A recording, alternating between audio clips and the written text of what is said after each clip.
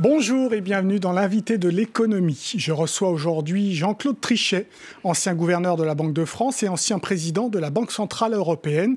Il préside aujourd'hui le conseil d'administration de l'Institut Bruegel à Bruxelles. Bonjour Jean-Claude Trichet. Bonjour. Allez, 10 ans de la crise, de la chute de la banque américaine Lehman Brothers. On a compris ce qui s'est passé, cupidité ou... C'est évidemment... Comme toujours, quand on a des événements aussi graves, parce que c'est la crise financière la plus grave depuis la Deuxième Guerre mondiale. Elle aurait pu être la plus grave depuis la Première Guerre mondiale. C'est-à-dire qu'on aurait pu avoir l'équivalent de 29-30 si on n'avait pas réagi de manière aussi rapide et audacieuse que possible au niveau de banque centrale et au niveau, évidemment, des gouvernements et de l'ensemble du, du secteur privé. Alors, moi je vais vous affoler. Je vois... 6 causes, en fait. Il n'y en a pas une seule, c'est complètement multidimensionnel. Il y a évidemment, en effet, la mauvaise gestion. Mauvaise gestion publique, mauvaise gestion privée.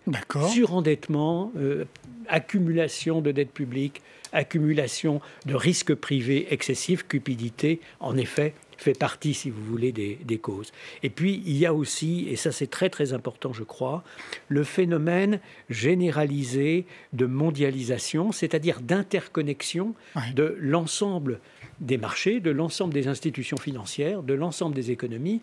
Et ça a créé... C'est une bonne chose, évidemment. C'est ce qui a permis aux Chinois, aux Indiens, aux pays émergents de monter en puissance. Mais ça crée des éléments de contagion qui sont nouveaux dans le paysage, disons, financier. Vous avez aussi, bien entendu, la technologie, les trading haute fréquence, entre autres. Les calculs, la rapidité des calculs, la rapidité de transmission de l'information fait que vous avez à la fois cette interconnexion généralisée qui fait que la contagion se déroule en un espace de demi-journée et plus de mois ou de trimestres, comme en 1929 au siècle précédent. Et puis vous avez aussi la sophistication des produits financiers qui devient absolument effrayante, avec une très grande difficulté pour comprendre exactement ce qu'on fait lorsque la sophistication mathématique atteint des sommets. Mais ça veut dire, Monsieur Trichet, qu'on n'a pas assez régulé alors qu'il se passait tous ces événements ?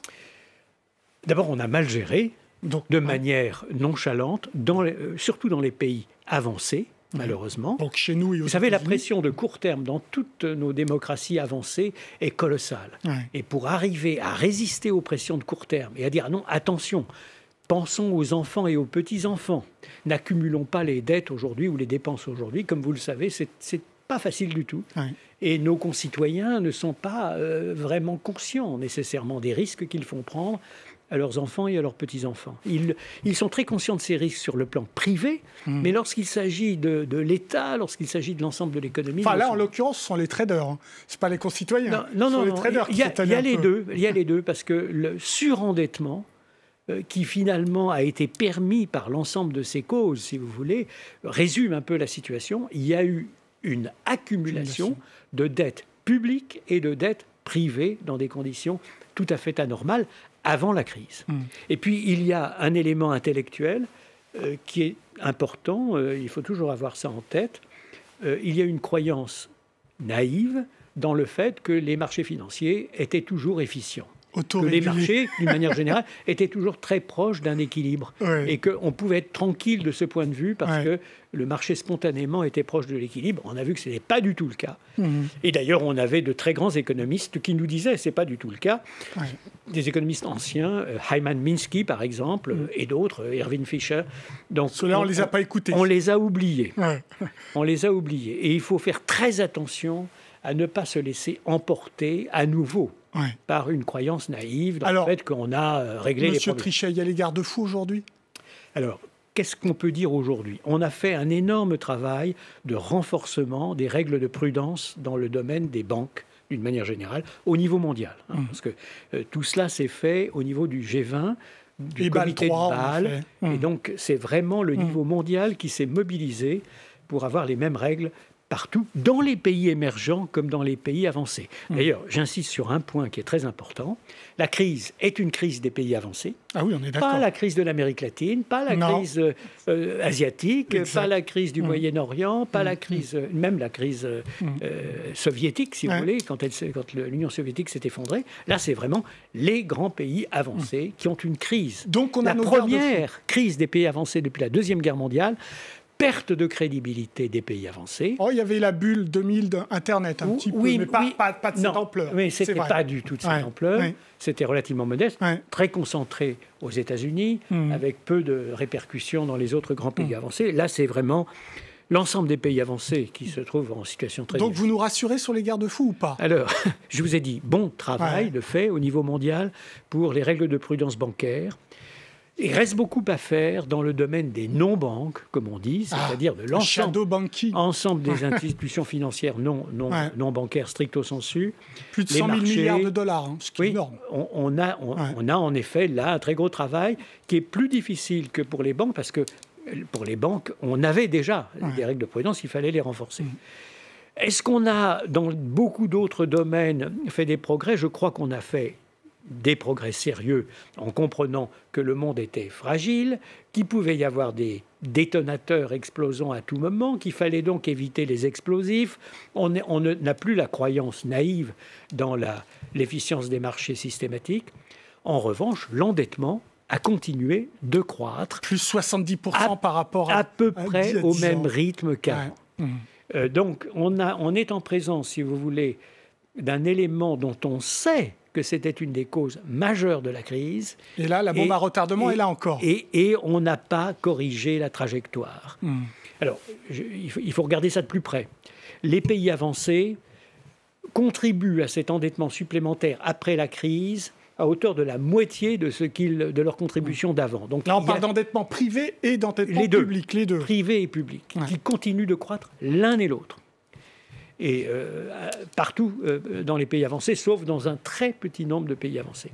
Et puis, vous avez évidemment les pays émergents qui ont découvert à cette occasion, ils n'ont pas été eux-mêmes dans l'épicentre de la crise, ils étaient périphériques, ils se sont d'ailleurs très bien comportés dans la crise des pays avancés, mais ils ont découvert les joies et les délices de l'endettement. Et donc là, maintenant, ils contribuent beaucoup plus qu'auparavant à la croissance de l'endettement. Si on croit qu'il y a une entité qui s'appelle l'économie mondiale intégrée, et je crois que c'est vrai aujourd'hui, alors nous avons un indicateur de vulnérabilité qui continue d'être inquiétant, de me poser des soucis et de me permettre de dire soyons vigilants, faisons très attention, on est dans un monde qui reste dangereux. Alors, Monsieur Trichet, vous avez dit qu'on avait fait beaucoup de progrès en régulation, etc. Comment vous expliquez que les banques américaines se portent très très bien, voire mieux qu'avant la crise, et qu'au contraire, les banques européennes ont un peu plus de mal? Alors, d'abord, effectivement, c'est paradoxal. Ce que vous dites est en gros vrai, encore qu'il ne faut pas exagérer le problème des banques européennes. Il y a des problèmes nationaux qui sont sérieux, en effet, mais au total, les banques européennes ont fait elles-mêmes des progrès considérables. Bon, ça, c'est un point. Deuxième point, il faut voir qu'on partait de situations très différentes. 75% de l'économie américaine était financée par les marchés, pas par les banques. 75% de l'économie européenne était financée par les banques et pas les marchés. Donc vous étiez dans deux univers structurels très différents. En simplifiant outrageusement, une même dose de recapitalisation aux États-Unis coûtait, en termes de pourcentage de produit intérieur brut, beaucoup moins qu'en Europe. Donc c'était plus difficile pour les Européens compte tenu de la structure de leur financement de l'économie. Par ailleurs, il faut bien dire, je le dis moi-même avec un peu de tristesse, nous ne sommes pas encore au niveau dans la zone euro et avec notre propre monnaie, nos propres marchés, au niveau de la profondeur, de la liquidité qu'offre le marché américain Wall Street. Et ça, c'est un avantage compétitif important qu'avaient les banques américaines avant et qu'elles ont conservé jusqu'à présent, évidemment.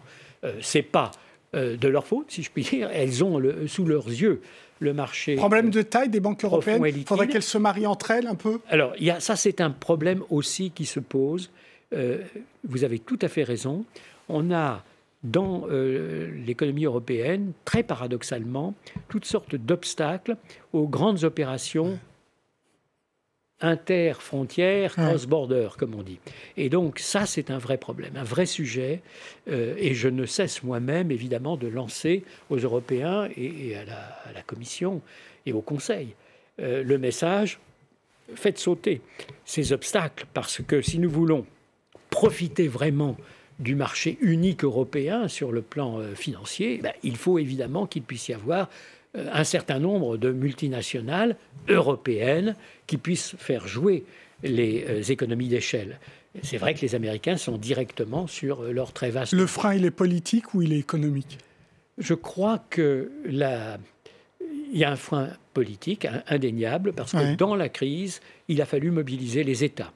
Et donc les contribuables dans tous les États européens appelés à prendre des risques, finalement, heureusement, pour la quasi-totalité, à ne pas perdre d'argent, mais à prendre des risques, n'ont pas envie de reprendre des risques. Et donc vous avez une sorte de rétractation qui est de nature politique, incontestablement. Et puis, bien entendu, il y a toujours l'idée, je veux conserver mes propres banques nationales, mes propres banques à moi. Et il est difficile de comprendre que ce qu'on a complètement accepté dans le domaine de la production des biens et dans la production de beaucoup de services reste difficile à accepter totalement dans le domaine des services. Une dernière question. La musique qu'on entend aux États-Unis, c'est dérégulé de nouveau. Ça vous fait peur ou pas ? C'est une énorme erreur.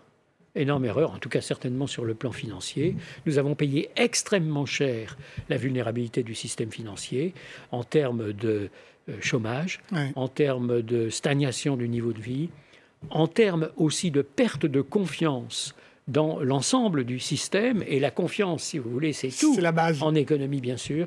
Donc je recommande de surtout ne pas céder aux sirènes de la dérégulation financière.